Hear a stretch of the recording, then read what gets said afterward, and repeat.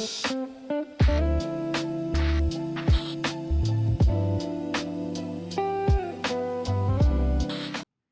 laugh, you mock, you deride, but in your darkest hours, greedflation will be there when you need it the most. Oh, shit.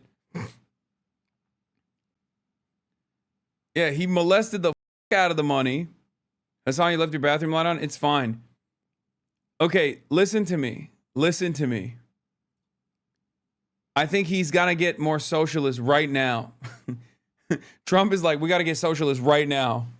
We're f***ing it up. I have asked the DOJ to immediately begin an investigation in the meatpacking companies who are driving up the price of beef through illicit collusion, price fixing, and price manipulation. We will always protect our American ranchers, and they are being blamed for what is being done by majority foreign-owned meat packers who artificially inflate prices and jeopardize the security of our nation's food supply. Action must be taken immediately to protect consumers, combat illegal monopolies, and oh my God.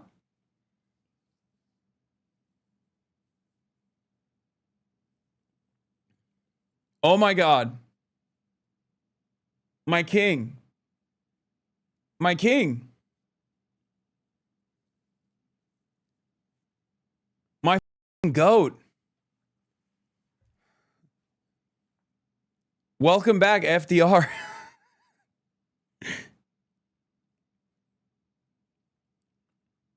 He's doing it. No kings? How about this is my king? Okay. It turns out if your approval rating dips far enough, you end up you end up doing socialist things, or at least like left populist policies potentially. I don't know, because I have no issue with this. Story goes, Trump sees high beef prices, decides to quadruple Argentine imports, gets condemned by ranchers saying that that's not a problem. After being dog walked, decides to do what the Biden admin was already doing. There's an active collusion lawsuit at the DOJ. Yeah, this is real, by the way. This is not fake. What the hell? What the f is happening? This is, guys, chatters, I'm telling you right now, this is, on its own, objectively good policy. It's also objectively good politics. Osborne is also running again for Senate, and this is a main part of his campaign. Yeah, he is literally stealing. He is stealing from our side. What the f? Now,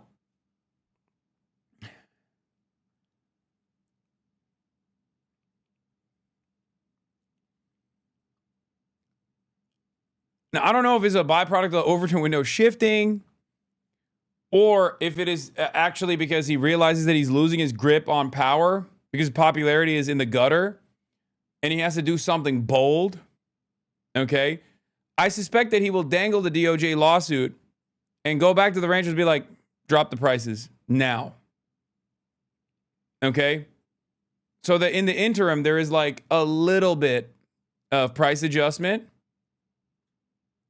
I assume that's what he will do. Because he's a mafioso, you know? He operates like a don. So I do not think he is going to actually do this. No, he's making it about foreigners. Yeah, that stuff doesn't matter. He's actually targeting capital here, okay? Foreigner, American, doesn't matter. This is an attack against capital. This is an attack against owners, the ownership class, in one specific sector, in one specific industry, but it's an attack against the ownership class nonetheless, okay? I don't think he will do it. I do not think he will do it for that reason. I think he will threaten to do it in an effort to get some price adjustments out of them. DC changed you, man. Lol. Wait, what? Chatter. There's never been a moment in my life where I have not given credit where credit is due. Whether it's Trump doing it, whether it's anybody else doing it. Okay? I don't think he will follow through on this, but if he did, I would absolutely say that this is a good thing. Now, there's obviously a metric ton of awful shit that he's doing regardless, but this would be a brief moment of respite.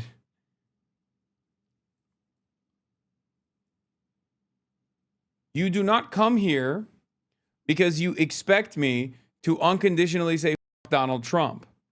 I say unconditionally Donald Trump because he does things worthy of that condemnation. But if in the unique moment where he sees the stress, okay, because look, Dan Osborne, Nebraska ranchers deserve a senator who will relentlessly fight for them. Right now, they have a senator who relentlessly fights for JBS, Tyson, Cargill, and National Beef. This is exactly what I've been saying for weeks. Pete Ricketts wrote a strongly worded letter about Argentina, but didn't back any substantive policies that would actually move the needle. David Dayen is 100% correct, as he is always, okay? Trump saw high beef prices, decided to quadruple Argentine imports of beef, gets condemned by ranchers saying that's not the problem. After being dog walked, decides to do what the Biden admin was already doing. There's an active collision lawsuit at the DOJ. Ranchers have been complaining about this shit for years, that beef is a monopoly, okay? They do price collusion at the point of delivery, like before it even turns into beef. They also do price collusion and corporate consolidation at the point of processing.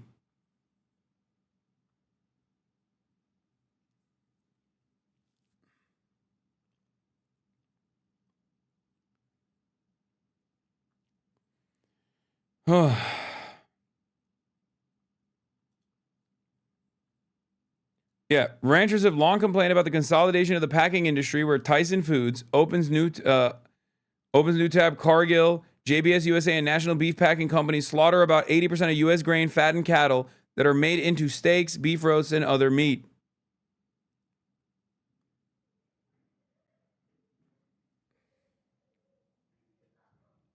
Awesome.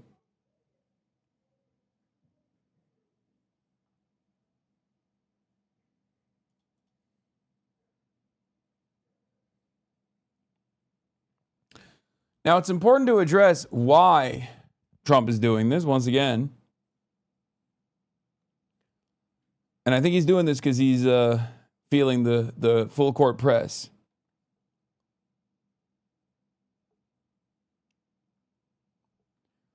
Beef prices are super high. Yeah, More Perfect Union did a video on it. Here, look. Back in the day, 1 square mile would have as many as 4 different farm families on it. Now, all of a sudden, you have to go 4, 5, or 6 miles to find a farmer.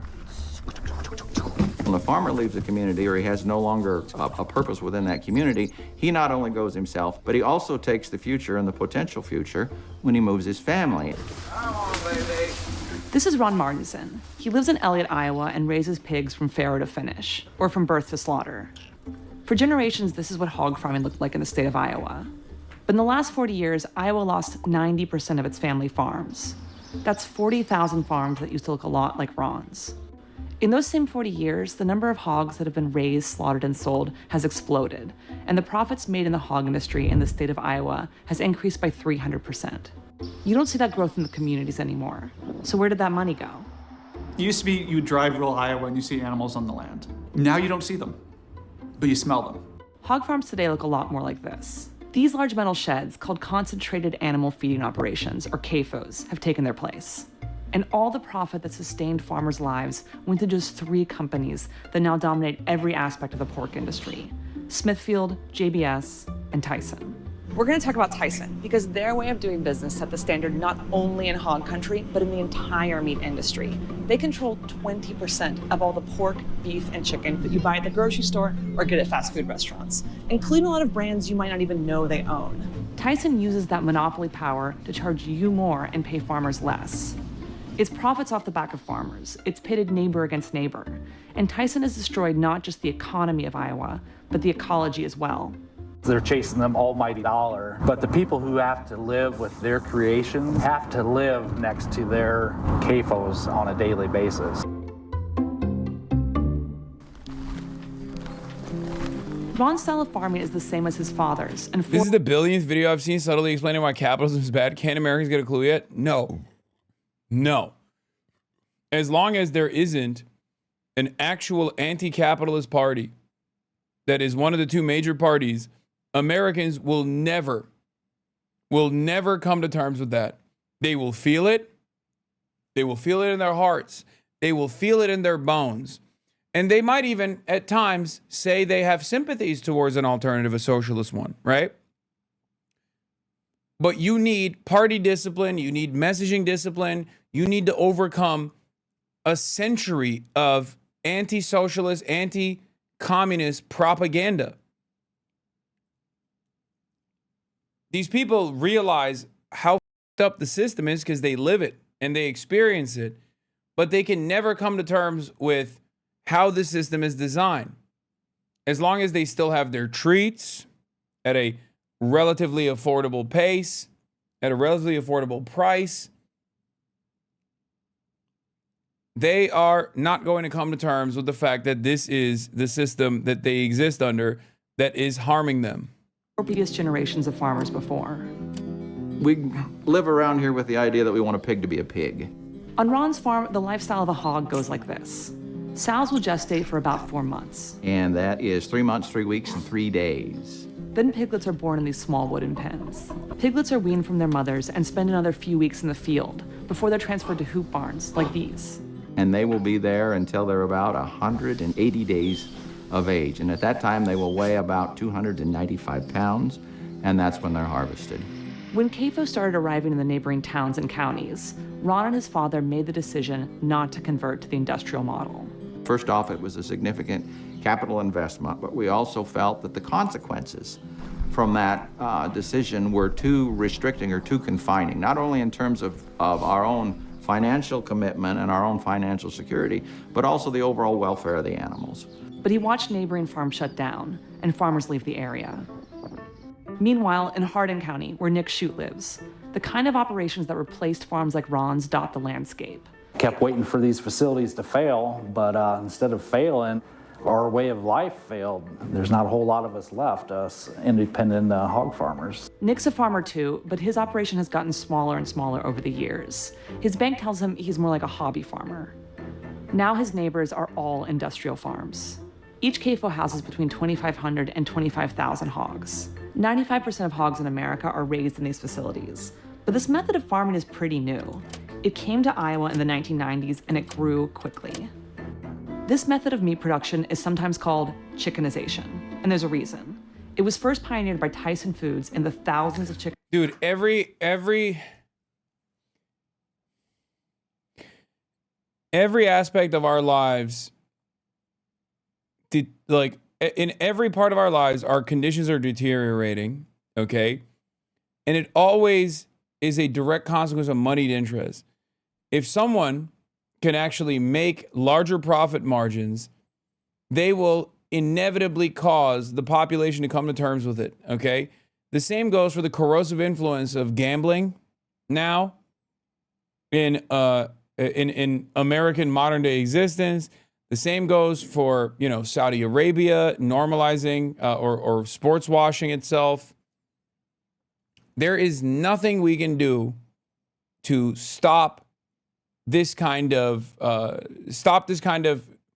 normalization. As long as they have enough money, they can dump boatloads of money, bribe people, and get positive placement in the media, and bribe politicians, and ensure that they end up destroying all of these other small businesses in the region. And in the aftermath of that, you have all of this economic turmoil, people who lose their jobs, people who lose their family farms, and they get angry, and they have a lot of discontent. And if neither party is actually addressing the real harm that they're experiencing, the party that seizes on that anger and changes the attention, shifts the attention back to other red herrings and other marginalized, vulnerable populations that don't have the same defense systems because they don't have money, then you have an increasingly angry and increasingly reactionary electorate that keeps voting for the Republicans over and over and over again. As they controlled in the South. Don Tyson grew up working with his father, John Tyson, who had a lucrative chicken business that trucked livestock from farms to slaughterhouses in the city. When Don got older, he wanted to expand the operation. Don Tyson is a remarkable person. Tyson Foods was a relatively large company, but Don turned it literally into a global empire during the course of his life. The Tyson model was to own every part of the chicken supply chain. They ran feed mills. Wow. How revolutionary. Oh, you mean vertical integration? Wow, that's never been done before. That's crazy.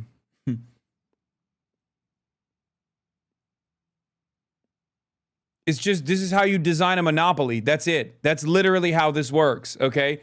Brand new idea.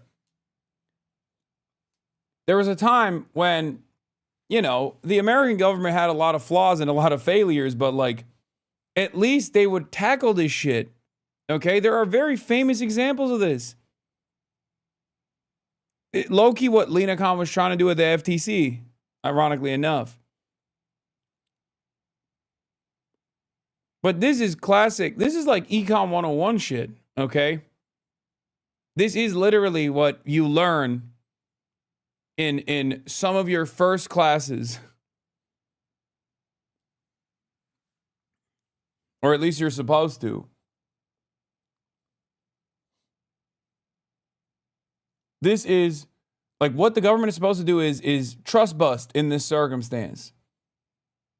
They're supposed to ensure that a company, one singular company, doesn't own everything from point A to point Z. Okay? Because when they do own the entire thing, they end up dominating the market. Hatcheries, trucking companies, and when that wasn't enough, they opened their own slaughterhouses. The only thing they didn't own was the farm where chickens were raised and fattened. That they left to the farmer. Instead, they'd sell them the buildings and equipment and then sign a contract to sell the chickens back to Tyson. The farmer is the one who takes out a mortgage for the land, who buys and builds the barns, and who cares for the animals during their short life. This is actually the part of the process where the most can go wrong. Animals packed so tightly together can get sick. Buildings corrode, extreme weather can damage your land or animals. With so many variables, it's the farmer that takes on the most risk. For nearly a century, this vertically integrated system defined the chicken industry. But in the 1990s, hogs were chickenized. You know, the key to chicken production is concentrating all those animals into one spot. And hogs had never been raised that way before.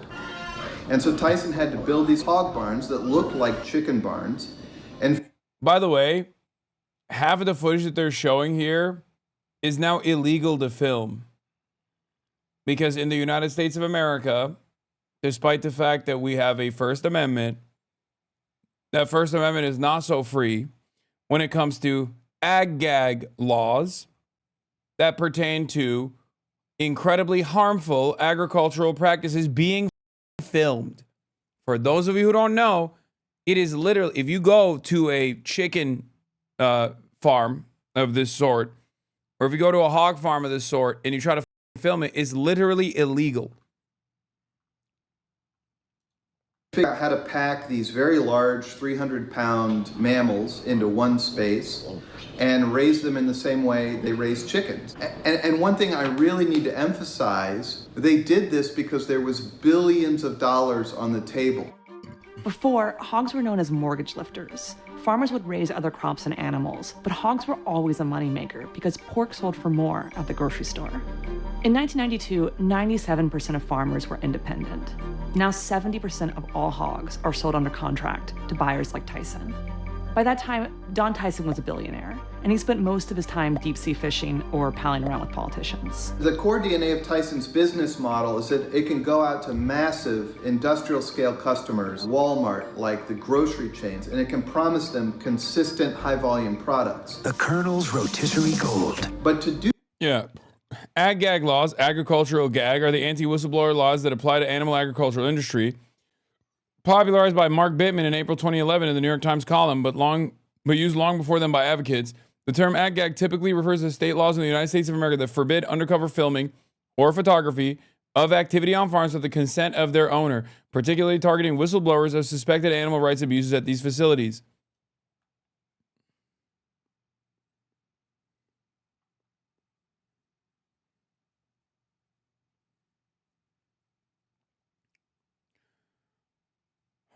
Although these laws have originated in the United States, they've also begun to appear elsewhere, such as in Australia and Canada. Another wonderful way that we export our brain rot and export our corruption to other countries. Supporters of ag-gag laws have argued that they serve to protect the agriculture industry from the negative repercussions of exposés by whistleblowers. The proliferation of ag-gag laws have been criticized by various groups, arguing that the laws are intended primarily to censor animal rights abuses by the agriculture industry from the public, to create a chilling effect in reporting of these violations and violate the right of freedom of speech. A number of U.S. ag-gag laws have been overturned as violations of the First Amendment of the U.S. Constitution. Pigs and Israel. Tyson needs to control every element of what's happening on the farm. Farmers invest a lot in these buildings. To start a CAFO, farmers will take out hundreds of thousands of dollars in debt for land and for structures built to Tyson's specification. And if they don't comply, they're shit out of luck. No pun intended. With all that debt and with structures meant for hogs, it makes it difficult for them to leave the business or to convert to a different type of operation. It really was a true corporate takeover. Tyson created a closed, contract-controlled system, and it destroyed the open and competitive system. Ron is able to survive because he contracts with a specialty market called Nyman Ranch, a subsidiary of Purdue that he sells hogs to at a premium, as much as 44% above what conventional producers can get. Any hog that Ron doesn't sell to Nyman, he takes to local auction in Red Oak. The auction used to be a bustling hub for the community farmers. Now, less than 2% of hogs are sold on the open market. There isn't another thing like this for a great distance around me. Even within the last 15, 20 years, they have gone from hog buying stations in every county to few and far between, and a lot of folks have been forced to just head them to a weekly sale barn. You know, there are just not as many auctions around because it's a kind of a dying breed anymore. The big boys, like your confinement and your hog deals, you know, they're all more direct. They're just a lot less competition than what we used to be. As more farmers... Anyway, so that's a good way to understand the problem. Hey, if you like this video, please subscribe and hit that bell so you don't miss out on any future videos.